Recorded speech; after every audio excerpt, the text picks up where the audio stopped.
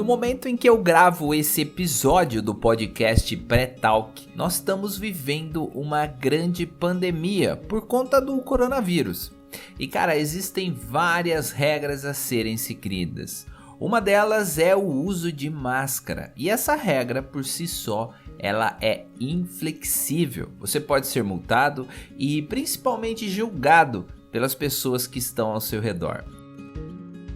Mas por detrás dessa regra há um princípio claro, e esse princípio é o do distanciamento social. Ora, a partir do momento que eu entendo e interiorizo o princípio, eu sei ser flexível. Imagine o seguinte, imagina que eu estou em uma praça e ninguém está próximo a mim. Será que eu posso ficar sem máscara?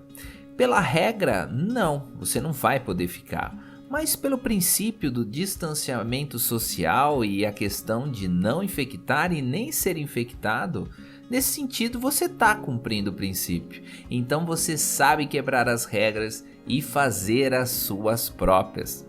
É com essa explicação básica que eu quero que você entenda que no episódio de hoje do podcast Pré-Talk, nós vamos falar sobre os pressupostos da PNL. Mas eu não quero aqui apresentar um manual de regras e nem mandamentos para que você siga de forma fervorosa. Os pressupostos são um convite para que você passe a ver o mundo de acordo com a visão dos criadores da programação neurolinguística. E é claro, para aprender você até o final, o melhor vai ficar nos últimos minutos desse podcast, onde eu vou te ensinar uma forma muito simples, mas também muito efetiva para você começar a praticar e colocar na sua realidade os pressupostos da programação neurolinguística. O seu cérebro ele veio sem manual e a PNL é uma proposta para você criar o seu próprio manual. E para que você entenda um pouquinho mais, vamos aos pressupostos. O primeiro pressuposto, que é muito difundido no mundo da programação neurolinguística e utilizado com muita exaustão por várias pessoas para provar o seu ponto de vista, é: o mapa não é o território. Imagine você aí, utilizando o seu Waze ou seu Google Maps. O aplicativo ele vai destacar as pistas, as rodovias, ele vai delimitar os quarteirões, não é assim que você utiliza ele? Mas ele omite um montão de coisas, ele generaliza um montão de coisas, né? Por exemplo, ele não mostra casa a casa, prédio a prédio, todas as fachadas ou os outdoors e as pessoas que estão na rua, não é mesmo? Então o mapa do Google Maps ou do Waze, ele não corresponde efetivamente ao território real. Ele mostra apenas o básico. Os smartphones, os computadores, eles foram feitos à imagem e semelhança de nós. Olha que loucura, né? Então o nosso cérebro ele também visa economizar energia e trabalhar com o mínimo de esforço possível. Por isso, ele também acaba negligenciando muitos detalhes. Mas Danilo, o que são os nossos mapas mentais? Cara, entenda, os nossos mapas mentais não são o mundo e nós reagimos aos nossos mapas mentais e não ao mundo propriamente dito. E se ficou claro, eu vou tentar dar um exemplo um pouco melhor. Imagina que a sua prima começou um novo relacionamento e você descobre que ela está se relacionando com um ex-presidiário. Cara, não importa o crime que ele cometeu, não importa o quanto essa pessoa está mudada, você, eu e todas as pessoas vão julgar este rapaz, este homem, baseado nas informações que nós temos no nosso mapa de mundo. Se você tem uma crença de que presidiário faz mal, de que presidiário não é uma boa companhia, você vai julgar esse cara e todos os atos deles vão passar pelo seu filtro de mundo, pelo seu mapa mental. Agora, imagina que por outro lado eu falo que essa mesma prima casou e está namorando, na verdade, com Robert Downey Jr., que é o ator por trás do Homem de Ferro. Cara, rapidamente você talvez abra um sorriso e fala: essa tirou a sorte grande. Mas o que você talvez não saiba é que o Robert Downey Jr. ele foi preso várias vezes por posse de drogas, né? E teve uma vida um pouco conturbada. Mas como eu apresentei ele como sendo o Homem de Ferro e você tem esse mapa de mundo dessa pessoa, os seus julgamentos são completamente diferentes. E cara, é muito difícil você fugir disso. E Danilo, mas o que isso impacta na minha vida? Perceba o seguinte, se um homem traiu você, ou uma mulher traiu você, é natural que você interiorize esse trauma no seu mapa interno e muito provavelmente se torne uma pessoa desconfiada nos seus próprios relamentos, sabe? E o que a programação neurolinguística percebeu? Que você não pode mudar a realidade do mundo muitas vezes, mas os seus mapas mentais podem ser atualizados com muita facilidade. As experiências possuem uma estrutura. Esse é o segundo pressuposto da programação neurolinguística. Pensa no seu primeiro encontro, na verdade pensa no seu primeiro namorado ou primeira namorada. No começo você gostava bastante da presença dessa pessoa. Algo talvez aconteceu que depois do fim do relacionamento, todo aquele sentimento, aquelas juras de amor, aqueles planos simplesmente desapareceram. Os nossos pensamentos e recordações, eles possuem um padrão. E quando a gente muda esse padrão, a nossa experiência muda automaticamente. A programação neurolinguística te ensina como você pode fazer isso. Como você pode neutralizar as lembranças que são desagradáveis. E amplificar e enriquecer as outras que vão ser mais úteis para você. Tá, Danilo, mas como é que eu faço isso? Antes de eu te responder, deixa eu perguntar uma coisa. Você já assinou esse podcast? Se você tá vendo ele pelo YouTube, cara, por favor, se inscreva aí no canal. Deixa o seu comentário aqui embaixo do que você tá achando. Se você tá vendo por alguma das plataformas, se inscreva, é de graça, você não vai pagar nada. E se você quiser me fazer uma pergunta, me procura lá no @o_Danilo_Salgado no Instagram. Demorou? Mas olha só, eu quero te explicar um pouquinho a mais. O próximo episódio eu vou falar sobre submodalidades. E as submodalidades é uma espécie de controle remoto para que você transforme todas as suas estruturas de pensamento. Ou seja, você vai aprender como mudar o seu mapa de mundo. Isso te interessa? Então continua me seguindo aqui nesse podcast. E agora nós vamos para o terceiro pressuposto. Se uma pessoa pode fazer algo, todos podem aprender a fazer também. Se você ouviu o episódio de número 1 desse podcast, que eu espero que você tenha ouvido, eu fiz uma introdução completa da programação neurolinguística. E você sabe que a PNL se originou com Richard Bandler, o Frank Pucelik e logo na sequência o John Grinder, que eles estavam modelando grandes terapeutas da época, o Fritz Perls, a Virginia Satir e o mago do Arizona, o mestre em hipnose conversacional Milton Erickson. E eles perguntavam, quando eles foram modelar o Erickson, Erickson, como você faz o que você faz? A resposta do Erickson era, eu simplesmente faço, né?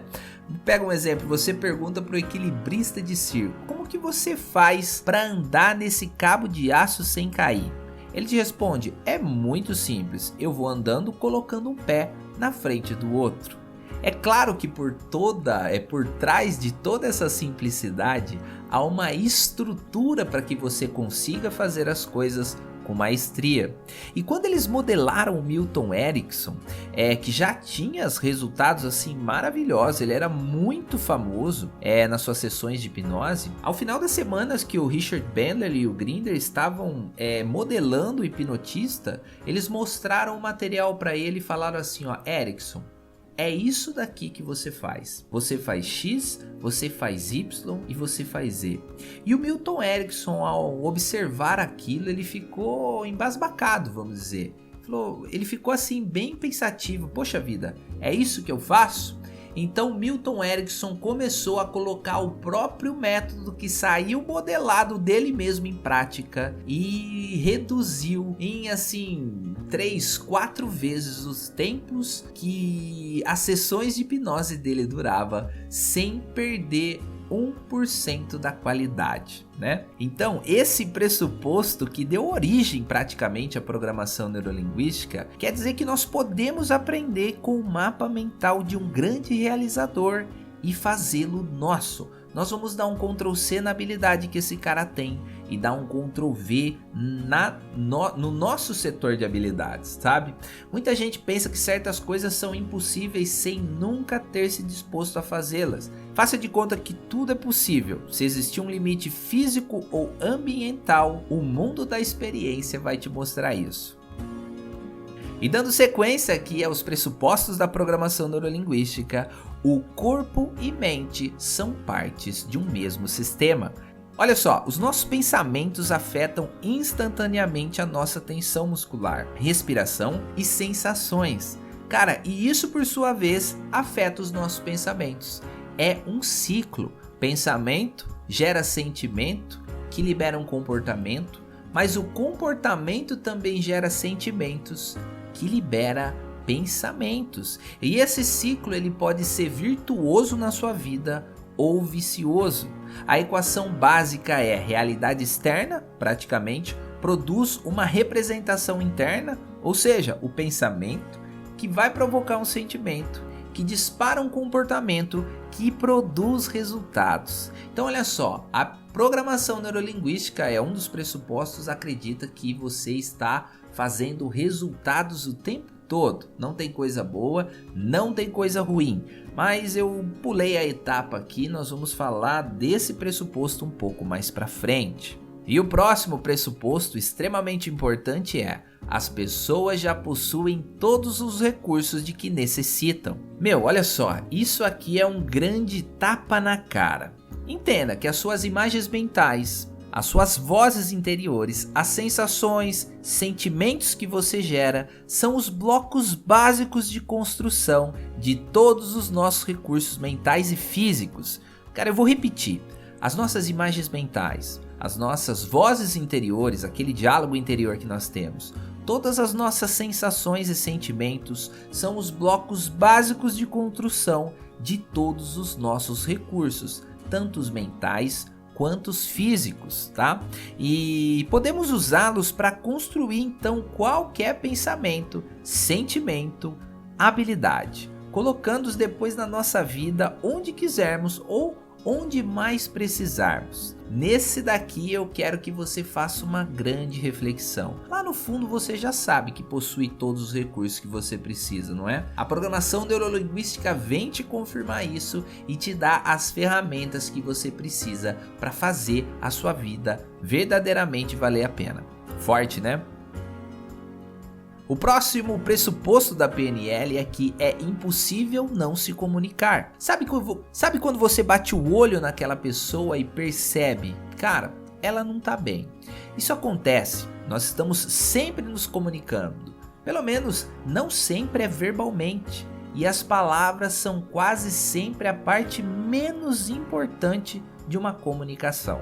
Um suspiro, um sorriso, um olhar, uma forma de comunicação bem completa é a comunicação não verbal. Até os nossos pensamentos são formas de nos comunicar conosco.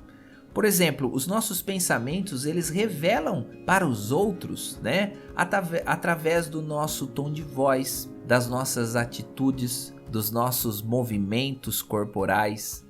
Não é isso? Então olha só, um dos pressupostos é esse: é impossível não se comunicar. E eu já linko com o próximo pressuposto, que é o significado da sua comunicação é a reação que você obtém. Vou contar uma história rápida aqui. Quando eu era gerente comercial e tinha acabado de ser promovido para subgerente, e tinha a Márcia, que era uma recebedora na empresa que eu trabalhava é como se fosse a caixa, né?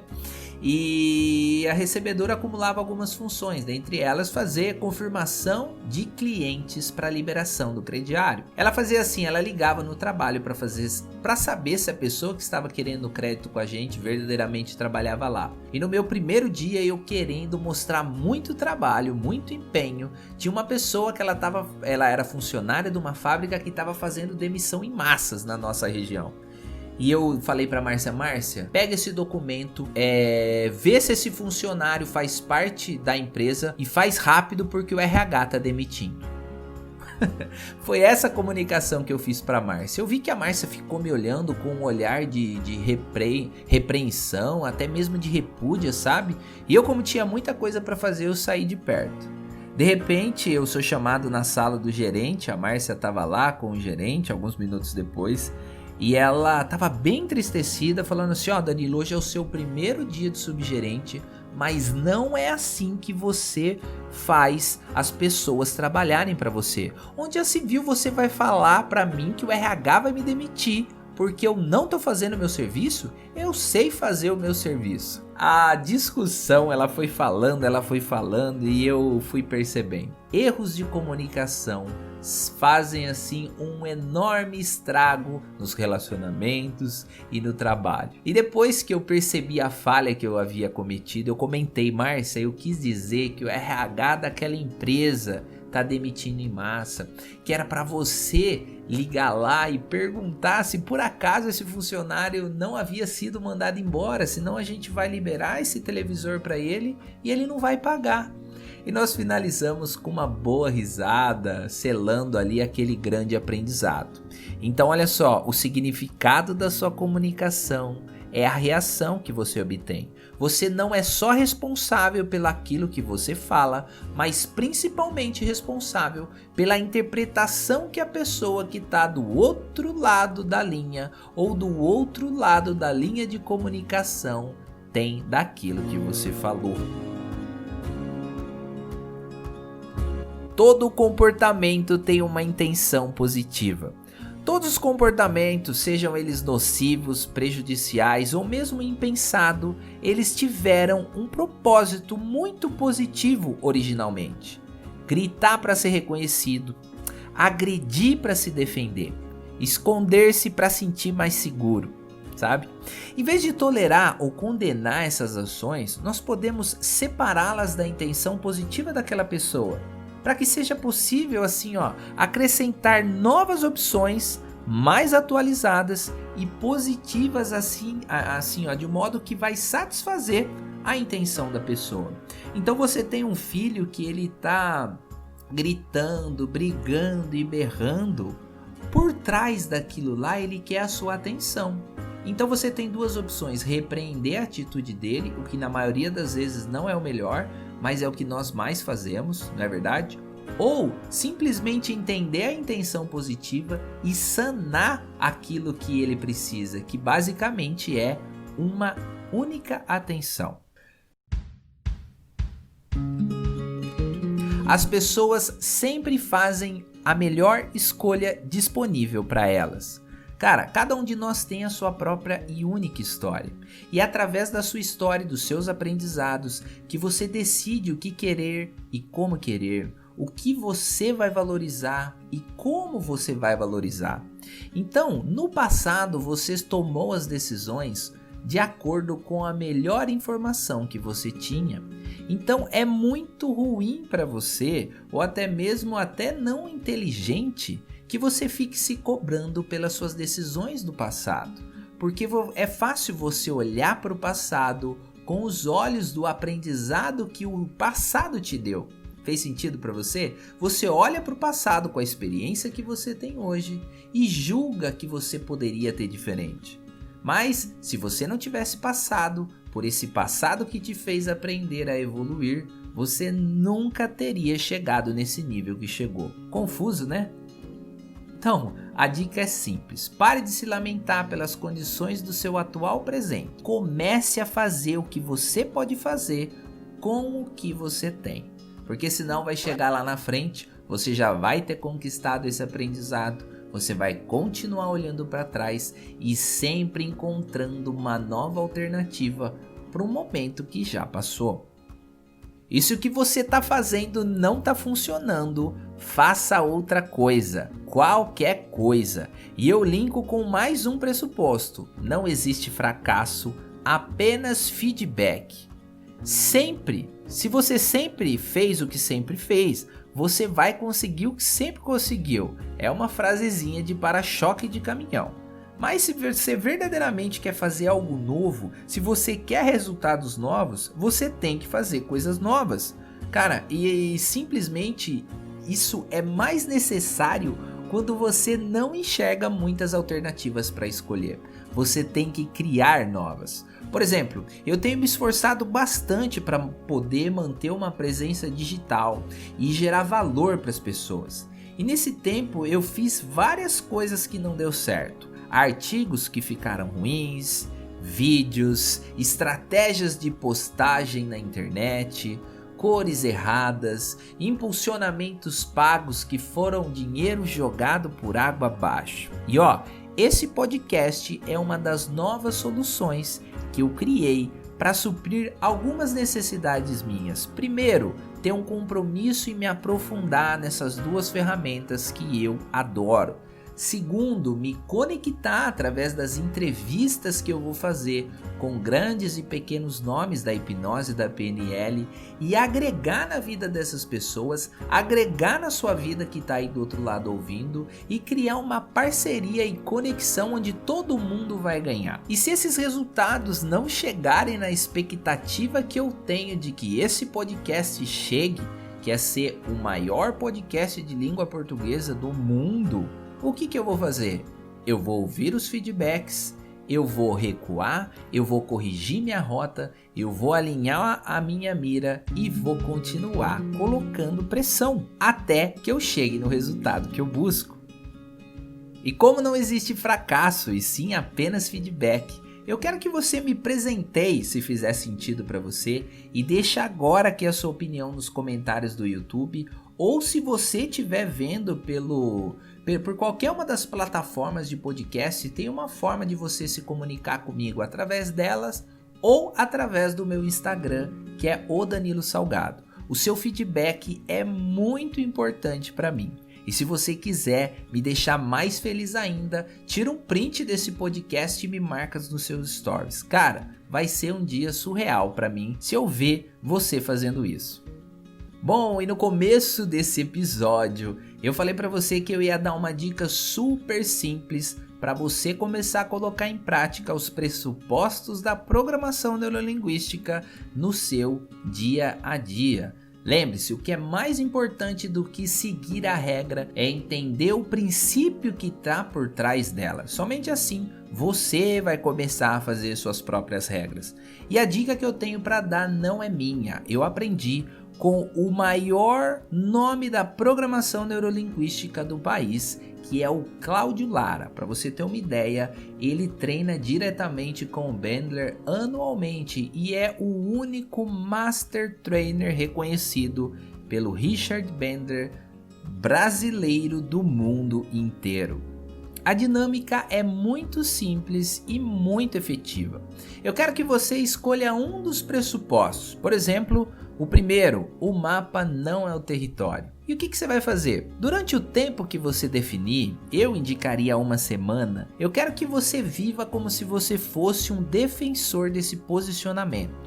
Você vai observar todas as situações que acontecerem na sua vida e vai tentar encaixar esse pressuposto no seu dia a dia. Em tudo que você puder fazer, na sua rotina do trabalho, nos seus relacionamentos, enquanto você dirige no trânsito ou checa suas redes sociais. Por exemplo, você vê um colega lá pela enésima vez defendendo a própria posição política nas redes sociais, criando embates, falando que o candidato dele é que está livre, ou que o candidato do outro é o que faz arminha, não importa. Mas ao invés de você permitir que o seu cérebro normalmente o que ele faz é criar julgamentos sobre esse tipo de atitude, como se ele tivesse errado ou se ele tivesse certo, eu quero que você suba um nível, que você dê um zoom out e interiorize esse pressuposto, o mapa de mundo dessa pessoa. O que faz ele pensar assim? E chegue a algumas conclusões. Cara, ele pensa assim por causa disso, por causa disso e por causa disso.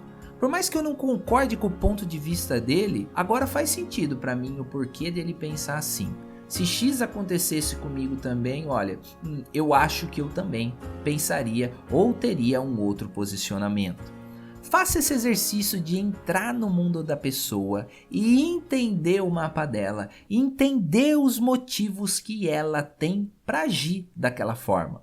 Quando você visita o mapa das outras pessoas, é claro, mesmo que imaginativamente, o nosso cérebro tem esse poder, você amplia o seu próprio mapa de mundo, sabe? Você aumenta o seu nível de flexibilidade mental e tolerância.